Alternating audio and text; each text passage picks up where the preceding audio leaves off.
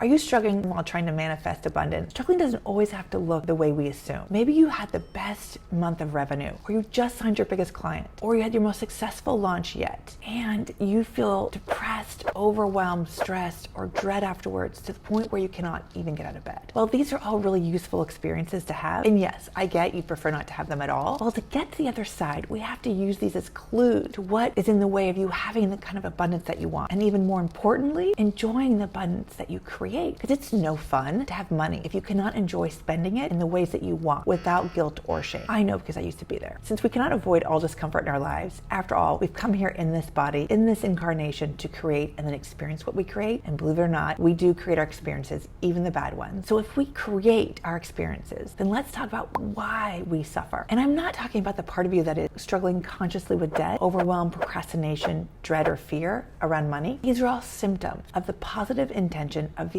original suffering. What I mean is that there are parts of us that want us to feel loved, to have a strong sense of belonging, and to feel safe, and to be able to be ourselves no matter who we are and what our family environment was like. Because these parts of ourselves, our unconscious part, have really good intentions for us being safe, for example, yet the method by which they do it can be problematic. Now, there's a difference between the intention and the method being used. Many times these parts are intending to keep you safe, yet their methods are stuck at an age, a much younger version of you, who didn't feel safe in the world or in their home. So for example, let's say you're a 2-year-old who doesn't feel safe expressing who you are in your home. So you hide. You try not to be noticed for fear of being a target. Your best defense as a 2-year-old is to not be seen or noticed by your family. So you fast forward several decades later, and you are terrified to publicly promote your business or your ideas. You cannot explain it. You love what you're offering, and it makes you so happy to teach others. Yet you freeze up when you have to make an Instagram post, or you procrastinate sending out that blog post, or are terrified to do your first podcast. See, there's a part of you that really wants to be able to share yourself, your ideas, and promote your business. And that is your adult version of you. The version of you that feels a successful business will have you feel safe because it brings income, it creates purpose, and it provides a lot of your sense of security. That is the you that is working in the conscious brain,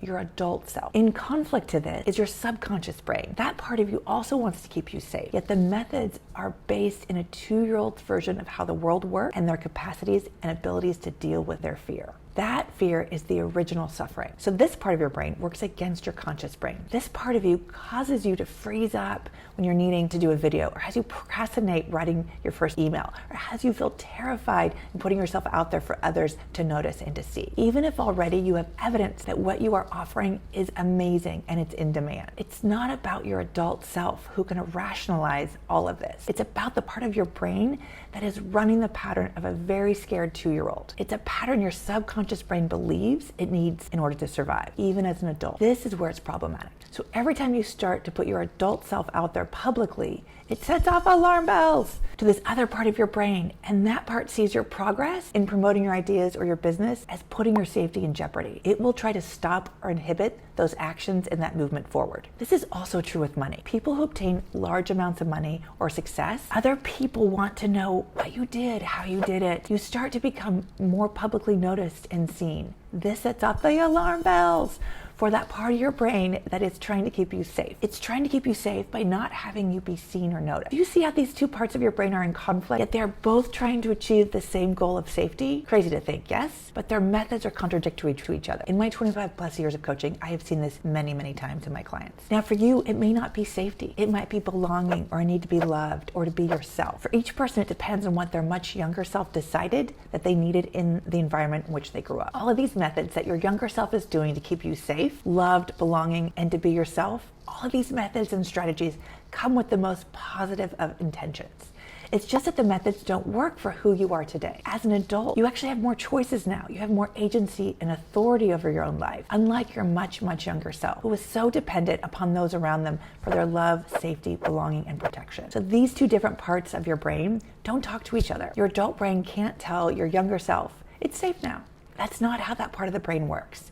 You need to use a different communication method, a language that your subconscious brain can understand. Since these very old patterns are no longer useful anymore, they need to be updated for who you are today and what you actually want today, what you want to create in your life now that makes you happy. In updating these old patterns, you can actually get both parts of your brain on the same side, working towards the same goals that your adult self wants. More abundance and a success in your life. And it's not at the cost of being able to feel safe, loved, belonging, or to be yourself. The good news is these old patterns are all revisable, and revising them doesn't have to be hard. It doesn't require willpower or for you to battle yourself, because we know so much more now about how to create change in the brain so that it can happen with ease, be significant and permanent. So no, you don't need to suffer while trying to create abundance. You just have to update these old patterns and beliefs that are causing you stress, overwhelm, dread, and fear and suffering.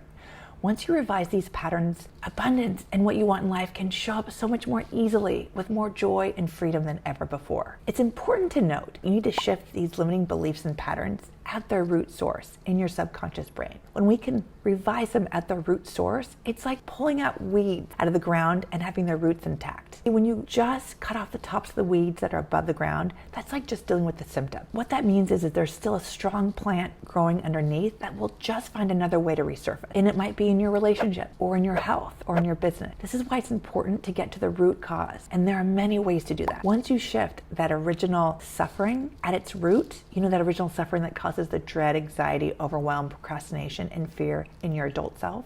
Once you shift that, it allows you to have way more experiences that you choose to have, like joy, abundance, freedom, and ease, versus the unwanted ones that we seem to have gotten by default. We get those ones by default also due to our limiting beliefs, safety patterns, and family inherited loyalty. This I talk about in my 3 biggest blocks to abundance video. And the good news is all of these root patterns are all revisable, and it's also not reliant on your memories of your past. A lot of times my clients will ask, they don't remember their childhood, if that will prevent them from shifting these patterns that were put into place before they were 6 years old. No, not at all.